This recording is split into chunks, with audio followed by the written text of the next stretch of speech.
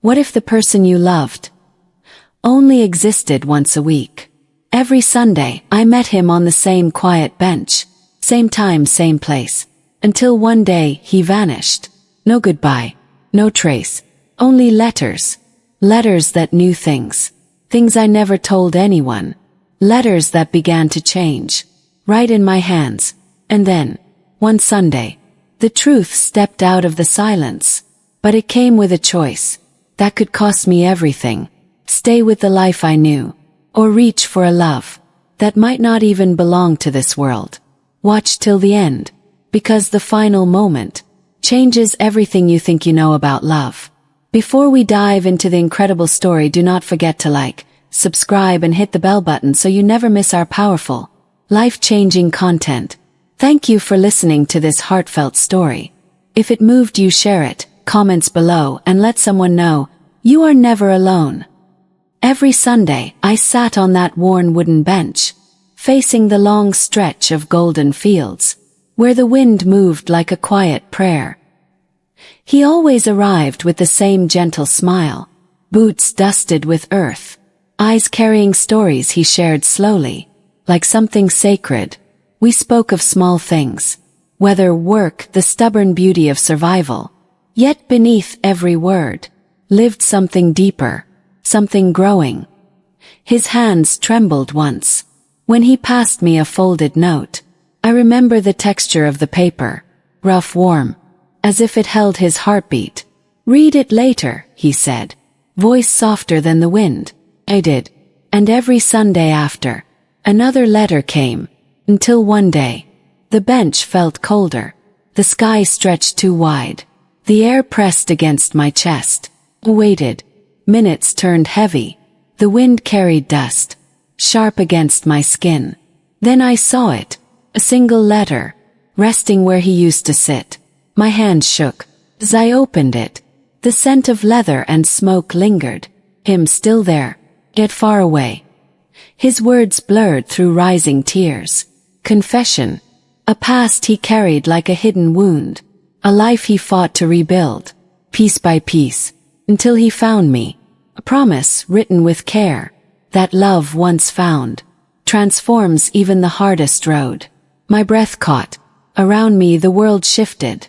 The distant creak of a wagon, the cry of a hawk above, the endless horizon watching. I pressed the letter to my chest, feeling both warmth and absence, a strange aching fullness. And then, another page slipped free. I had never seen this one before.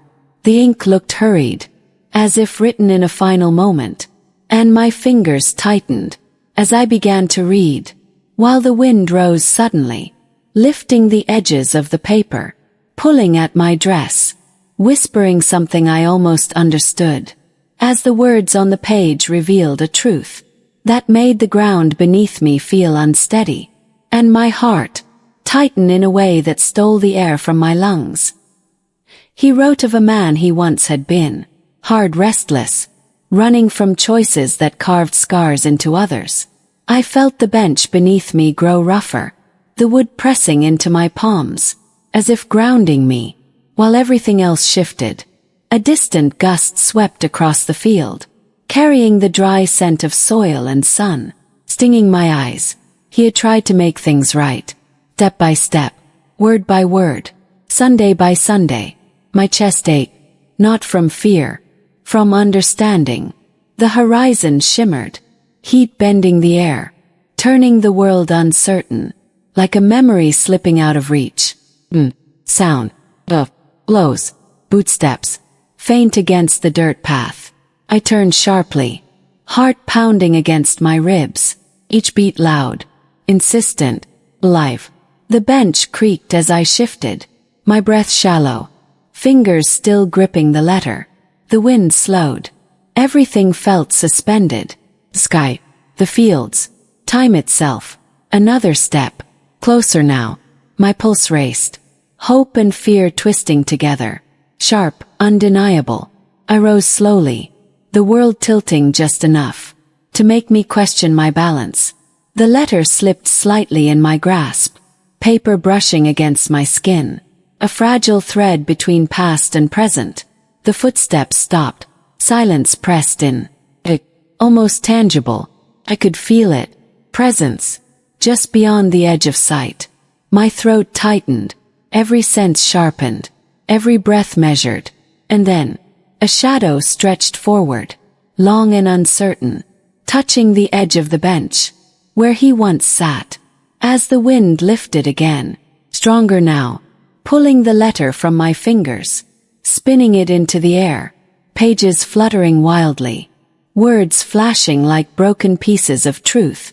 And I reached out instinctively. Heart surging. As someone moved just behind me. Close enough that I could feel warmth. Real, unmistakable. And a voice, low and trembling, began to speak my name.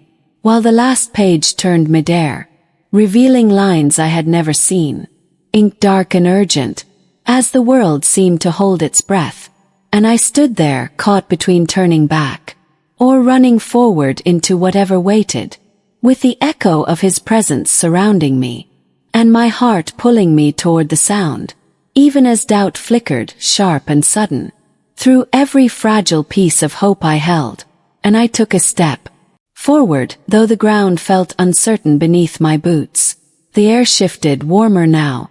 Carrying a breath that brushed the back of my neck. My name came again, softer. As if held too long behind trembling lips. Turned. Slowly. Every movement stretched thin. Like time resisted what waited. The fields blurred at the edges. Gold folding into shadow. Wind pulling at my sleeves. Insistent, restless. And there he stood. Closer than memory. Further than touch.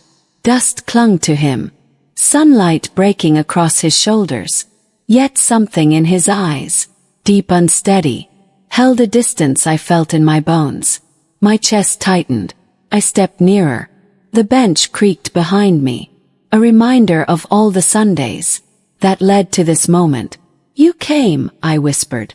Voice fragile. Almost lost between us. His gaze lowered briefly. As if the weight of my words settled there. I never left, he said. Each word careful. Carried with effort. The wind rose again. Lifting strands of my hair. Bringing with it the sharp scent of iron and earth. Something shifted in me. A flicker of unease. Quiet, persistent. My fingers curled tighter. Feeling the absence of the letters. Now scattered across the field. Then why the silence? The question slipped out. Uneven. Pulled from a place deeper than I intended. He took a step closer. The ground gave a soft crunch beneath him. Yet the sound felt delayed. Like it reached me a heartbeat too late. I had to face what followed me, he said. Voice lower now. Strained at the edges. The sky dimmed slightly. Clouds stretching thin across the sun. Casting long, wavering shadows. I noticed then. His hands. Too still. No tremor. No warmth reaching mine. Even as I stood close enough to feel it should. A chill moved through me. Sharp and sudden. The wind surged. Lifting one last page high into the air. It turned once, twice.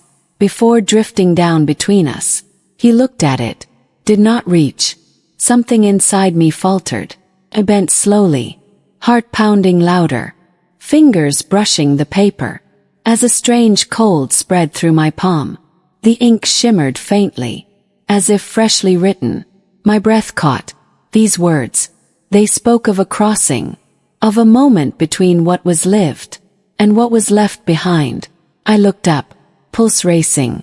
The world narrowing to him alone. And his expression shifted. Soft aching. Yet carrying a truth that pressed against my chest.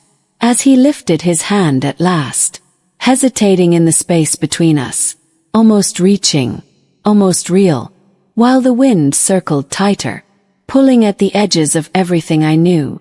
And I felt the fragile line between hope and fear begin to blur. As his voice lowered once more. Closer now. Carrying something final. Something unfinished. And I realized, with a sudden piercing clarity, that this moment, this meeting, held more than return.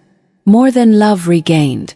as the air grew heavier around us, and I stood there trembling, caught between stepping into his reach, or stepping back into the life that waited behind me, while his presence lingered just a breath away, and the truth of him pressed closer still, waiting for me to understand, as my heart urged me forward, even while something deep within me began to resist, and I drew in a slow, unsteady breath, lifting my hand toward his, feeling the space between us narrow, and in that narrowing space, the air turned sharp, almost electric against my skin. My fingertips hovered, just beneath his, a breath apart, a lifetime apart. The wind stilled, sudden, unnatural, as if the world leaned in to listen. "Feel this," he murmured, voice breaking softly. I moved closer, closer still. My hand rose, hesitation trembling through every inch of me, until at last, contact, or something like it.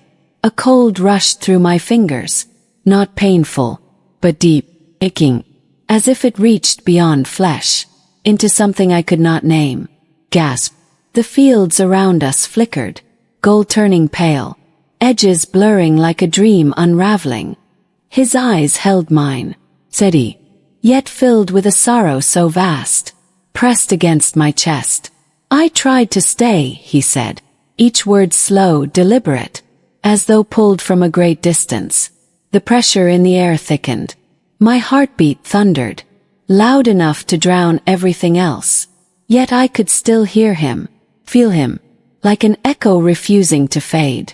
The paper at my feet rustled violently, though no wind moved. I looked down. The ink shifted, lines rewriting themselves, dark strokes deepening, spreading like roots through the page. My breath caught again, sharper this time. These words, they spoke of a final Sunday I never remembered, a meeting I never lived. My chest tightened painfully, memory straining, reaching for something just out of grasp. "I was here," he whispered. The sound wrapped around me, closer than before. "I called your name." A sudden pressure filled my ears, like the world had dipped beneath water. I waited. The bench behind me groaned, wood stretching, as if bearing weight unseen. My pulse faltered. Fragments flickered. A storm-dark sky. Wind tearing through the fields. A voice carried away before it reached me. My knees weakened. "I never saw you," I breathed, the realization forming slowly, terribly. His hand shifted against mine, still not fully there, yet impossible to deny. "You were meant to," he said. The silence that followed felt heavier than anything before. Crack, dark, sudden. The ground beneath us trembled faintly, dust lifting in small, restless spirals. The horizon bent, just slightly, like something unseen pressed against it. My heart raced again, faster, louder, each beat colliding with rising fear. The letters scattered across the field began to move, sliding, turning, drawing closer, as if pulled by something deeper than wind. I stepped back instinctively, but his presence held me there, anchored between retreat and surrender. "Time," he began, voice thinning, stretching, and for the first time, I saw it clearly. The edges of him, fading, not quickly, not completely, but enough to send a sharp, cold shock through me. "No!" I reached forward, grasping at him, at anything solid, but my hand passed through. A trembling outline of warmth and absence. The air fractured around us, light splintering into thin, wavering lines. The final page lifted once more, rising between us, its surface now filled with words I had never read. And his voice came again, fainter now, yet urgent. "Read it before it changes again." My hands shook as I reached, fingers barely closing around the paper, feeling it pulse faintly, as though alive, while the space where he stood grew thinner, more distant, and the world seemed to tilt sharply, pulling everything toward a moment I could neither stop nor fully understand. As my eyes dropped to the page, heart pounding wildly, and the ink began to shift once more, forming lines that made my breath catch, my body go still, and my mind struggle to hold on to what I was seeing, as the truth pressed closer. So close it felt like it breathed against my thoughts. The words sharpened, dark, certain, unforgiving. They spoke of a crossing not yet finished, a moment still open, waiting to be chosen. My fingers trembled harder, the page quivering like it resisted being held. A low hum filled the air, deep, vibrating through the ground, through my bones. I looked up. He was fading faster now, edges dissolving into light and dust, eyes still locked onto mine, pleading, "Steady, you can still reach me," he said, voice breaking apart between each word. The wind returned, violent this time, tearing across the fields, pulling at my dress, my hair lashing across my face. The bench scraped loudly behind me, dragged inches across the dirt, without a hand touching it. My breath came uneven, sharp and quick, as the world around me strained, stretching, bending, like something unseen tried to pull it open. The page burned cold in my hands. The letters shifted again. A path revealed itself, not written, but drawn through meaning. Voice, and let him slip fully into whatever waited beyond, or step forward, into the space he now barely held, into the unknown that called quietly, insistently. My heart pounded so hard it hurt. "I do not understand," I whispered, voice lost in the roar around me. "You feel it," he answered, fainter now, yet somehow closer. I did. A pull, deep in my chest, not fear, not entirely, something warmer, something that had grown.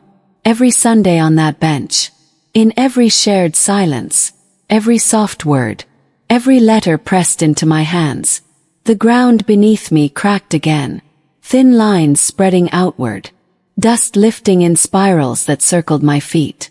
The horizon warped further, folding inward, drawing everything toward a single unseen point. His form flickered. For a moment, just a moment, he looked solid again, alive, real enough to touch.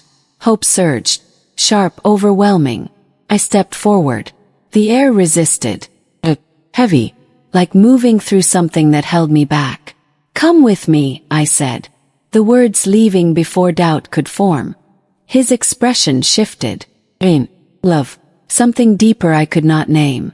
"You do not know what that means," he replied. The wind howled louder, ripping the page from my grasp.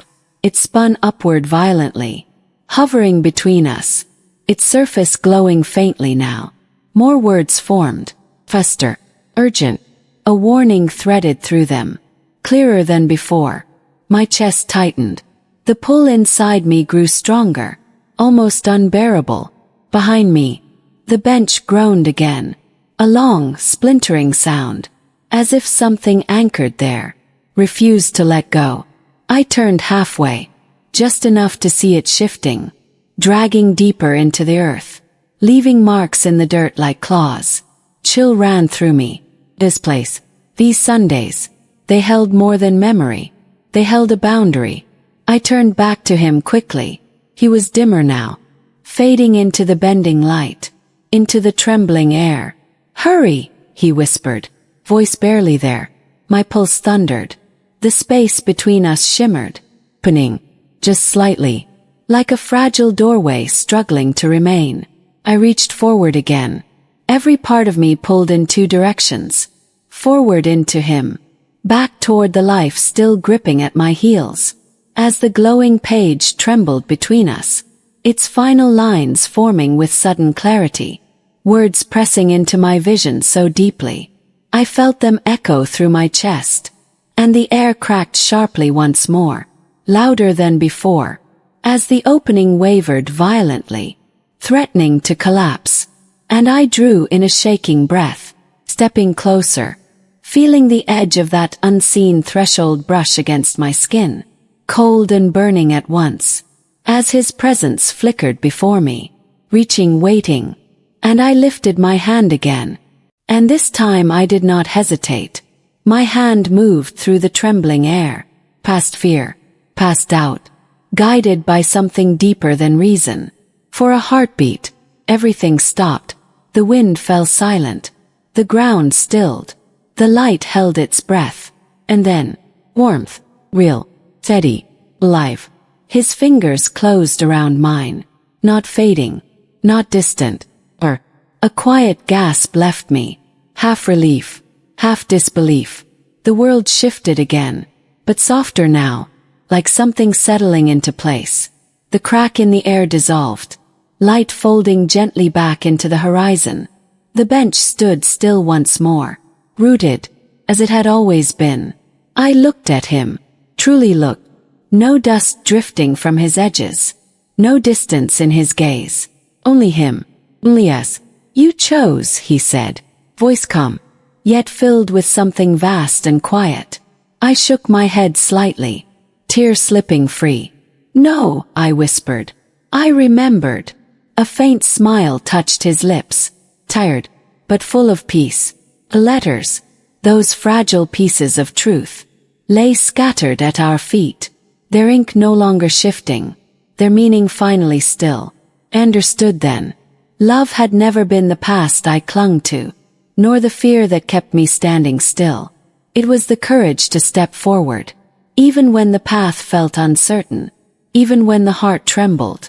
Not every love asks to be held safely. Some ask to be trusted, to be chosen, again and again. The wind returned, gentle this time, carrying warmth across the fields. I tightened my hold on his hand, feeling the steady pulse beneath his skin, grounding me in the present.